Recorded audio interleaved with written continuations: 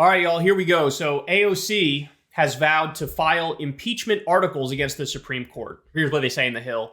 Representative Alexandria Ocasio-Cortez announced Monday that she will soon file impeachment articles against at least one justice on the Supreme Court in the wake of their decision to grant partial immunity to former President Trump as he faces felony charges for his efforts to overturn the 2020 election.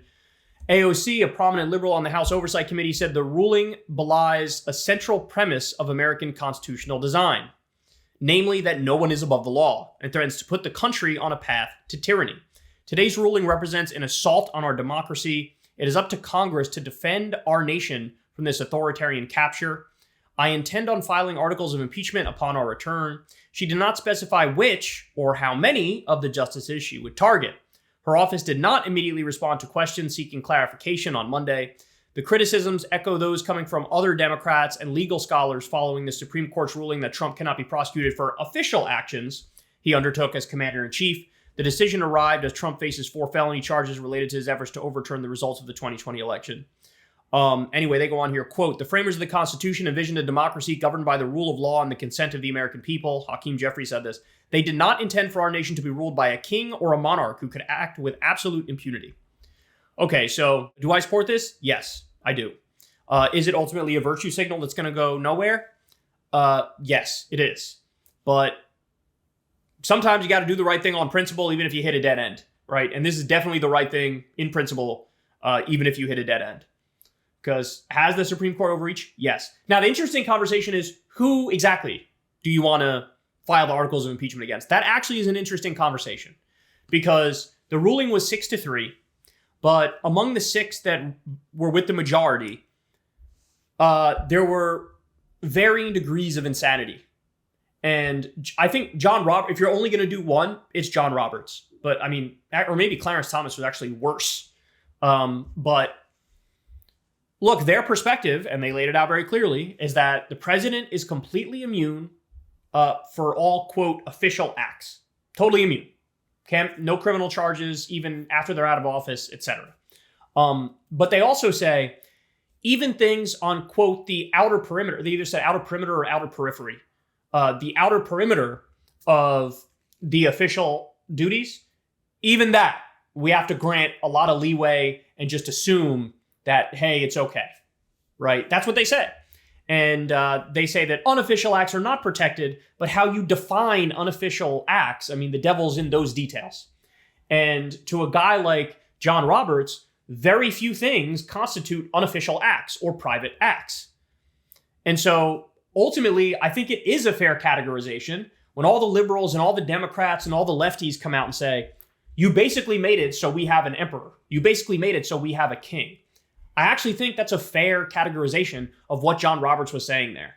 Because even in, he says you can't even use the motive of the president to determine whether or not it's an official act or unofficial act. So in other words, if they just say it's official, you have to go, okay, I guess it's official. Well, I mean, that's a preposterous position.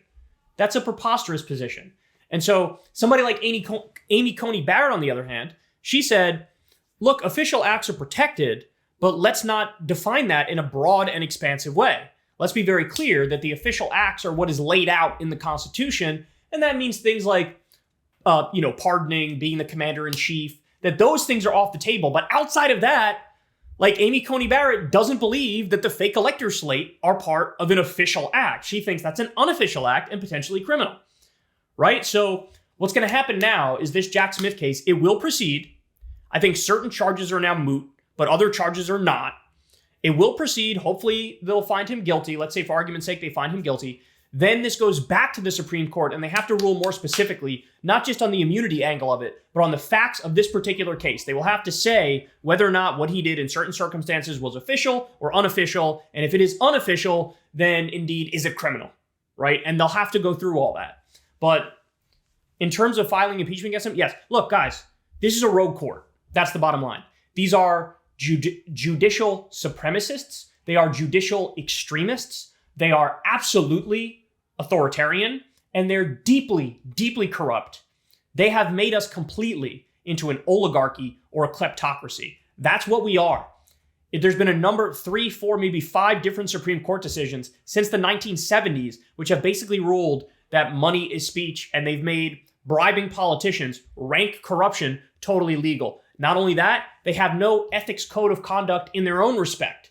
So nothing binds them to do their job properly. And that's why you have all these stories coming out about Clarence Thomas and others who are just getting luxury gifts, luxury cars, time on a yacht, luxury RVs, all sorts of different, money and gifts.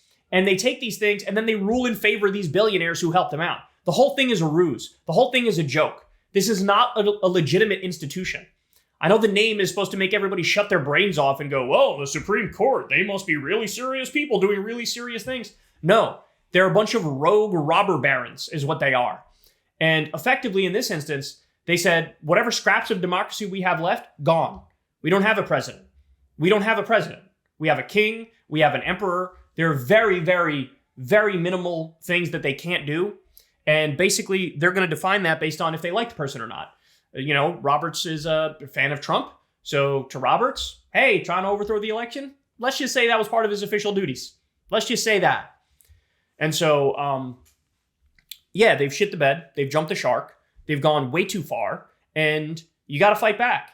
Now, ultimately, what I would say is the way in which AOC is going about this, I understand the let's impeach him, but I also would maybe want to focus on things that could reform the court more broadly too, right? And when we talk about reforming the court more broadly, we talk about either adding justices, aka packing the court, restructuring it so there's term limits, restructuring it so you can shuffle the justices back to the federal bench and then back to the court. These are some ways to go about it. And then more importantly, and nobody talks about this, Article 3, Section 2 of the Constitution is court stripping. It's called jurisdiction stripping or court stripping. And that means the Congress can regulate the Supreme Court. They can say to them, you're only going to hear these cases that we've handpicked. They can say to them, we're passing this piece of legislation, and by the way, you're not allowed to rule on this. We've already decided you're not allowed to touch this. They're allowed to do that legally. They need to do stuff like that, because certainly continuing with the status quo is beyond unacceptable. Hey y'all, do me a favor and like and subscribe. It helps out big time in the algorithm. Click the bell as well for notifications when videos drop, and watch that video on screen right now. You know you want to.